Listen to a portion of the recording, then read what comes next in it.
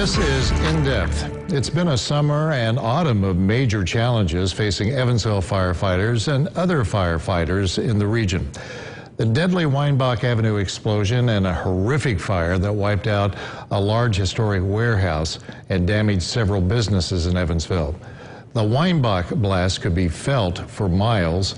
The Morton warehouse fire could be seen for miles. And joining me tonight is Division Chief Mike Larson with the Evansville Fire Department, often the face of the EFD when it comes to informing the public of a terrific, incredible event, two events that we saw in the past 2 months. Chief, there's no such thing, as you know, as a routine fire call. We'll start with Weinbach. Now, you were out of town when that explosion took place there on Weinbach. We're seeing it right there. But a couple of days later, when you got back and you knew you were going to go to that site, and when you saw the devastation of that, and you were going to have to go before those cameras and try to sort that out, what was your gut reaction? Well, Brad, I'll back up to where I was out of town. I was in Milwaukee assisting Milwaukee Fire Department with some promotional processes they were doing. And initially I got a text message about it, kind of brushed it off a little bit. We get text messages about explosions once in a while, ends up not being anything. But then as that day progressed on and we got into the evening part where the national news came on and firefighters from around the area were asking me, "Are you from Evansville?" I said, "Yes." "Well, you're on the news." That was kind of oh wow, this is a big deal kind of moment for me, because Evansville is not typically in the national news, and we really don't like it in the national news for those reasons. So it was really quite a wow moment. When I did make it to Evansville and I actually made it to the scene itself, that's when it really came into perspective, where you could see the amount of destruction that, actually took place. And it was really quite shocking. And with all that destruction, there really wasn't a fire per se, but obviously firefighters were in a very tough situation from the get-go on this, because there was a lot of mystery surrounding this. How did this happen? Why was this so difficult to pinpoint a cause? Well, so I'll kind of back up to really what I know. Well, first of all, I want to say is that I am not an investigator. Right. This is purely an old firefighter's viewpoint. Okay. So my viewpoint would be looking at it as a typical house fire that we go into. Our firefighters get inside, they make an interior attack, they put the fire out. It's contained to a 10 by 10 room. We have an investigator come in, we ask them to try and investigate this and find the cause, which is still difficult. Now let's go to the house explosion, where this house explodes, it is leveled, we have investigators show up and ask them to pinpoint a cause. You can only imagine why that would be so difficult to do. And of course, with all of this, we were talking earlier this evening in the newsroom, social media, it can do wonderful things, and it can spread some rather large amounts of misinformation, and that I would hazard to guess made your job a little bit tougher, because there were a lot of stories, some of them very cruel, about the nature of what had happened there on Weinbach. Well, I really don't want to comment a lot about social media, but I kind of have two points. Is that with the digital age we live in, society really, they expect answers right now. And most of the time they can get those answers.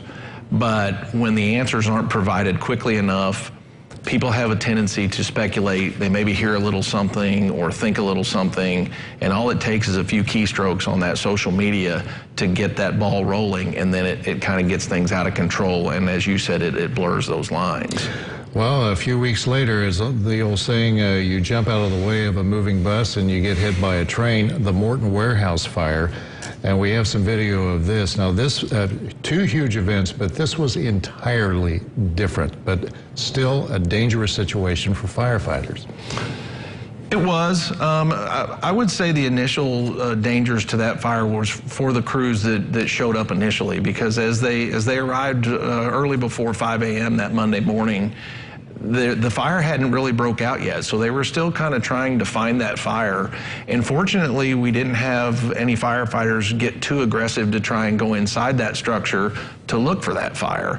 And a lot of that credit goes to our incident commanders, who recognized this structure over the years and the dangers that it produced for us should it ever catch fire. It was a very heavy timber, a lot of fire load that would cause exactly what you saw.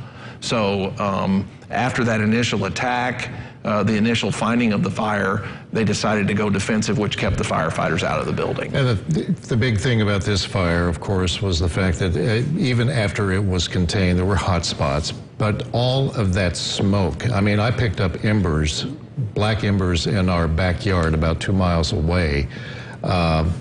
And that, to think what firefighters, I know there's been a lot of technology and they've made strides, but you're exposed to a lot of potential carcinogens, and our buildings are built differently than they were years ago. Right. Well, and the equipment that's provided to our firefighters is really state-of-the-art, and we went through a lot of compressed air cylinders that day and over that several hours before we got the fire under control, and as you very well know, it smoldered for quite a few days after the fact. So the wind, it was very breezy then, so that helped dissipate that smoke a little bit more quickly for us, which probably was a little bit of an aid to get rid of the smoke, but as you know, that fanned those flames. Okay, we have less than a minute now. Chief, firefighters head into very dangerous situations. The unmistakable images that have left an indelible mark on society, 9/11, people running away from those towers, firefighters running in. While risking your life to do that, walk me through that briefly. And do those events stay with a firefighter long after the smoke is gone? So a very quick answer to that would be, in my mind, is that we rely on our training. We rely on the equipment that we're provided. Again, state-of-the-art equipment. Evansville firefighters are very blessed for the equipment that we are provided. And then relying on each other. Each firefighter we have each other's back to make sure we keep each other safe.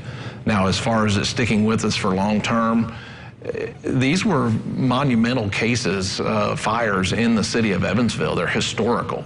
So I would say most definitely they will stick with the firefighters just as much as the C-130 plane crash 30 years ago and even the 1977 U of E plane crash. So those were very monumental that I think people remember today. Well, Chief Larson, I know that you and your brothers and sisters, your service is not taken for granted, and we appreciate what you do to keep us safe. Thank you, Brad. All right. District Chief Mike Larson with the Evansville Fire Department. Brandon, over to you. Thanks, Brad.